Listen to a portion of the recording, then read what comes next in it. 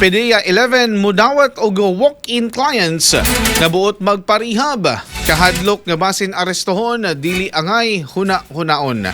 Alang sa kompletong detalye manukad sa Davao City katropang Marvin Ibano. XFM Report.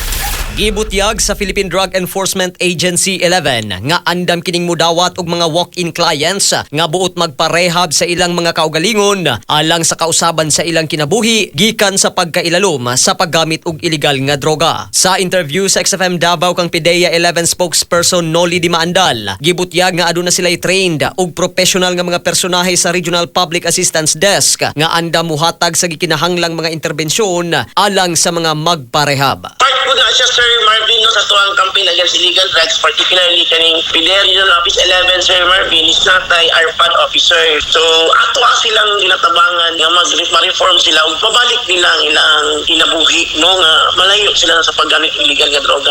So, gina-assess nato na sila, Sir Marvin, and then gina-process nato, no, ang ilang mga documents for voluntary submission sa Treatment and Rehabilitation Center. Pagpaklaro ni Di Maandal nga walay pag-arestong mahitabo alang ni adtong voluntaryong mupailalom sa rehabilitation program sa PDEA. Dili nato kung sila pwede dakpon. Ganun dakpon man nato na sila, Sir Marvin, nga naaman sila diara para kanang mag-reform sila. Mas maayo yun ang sa dili pa sila padakpan. So, kailangan na yun nila.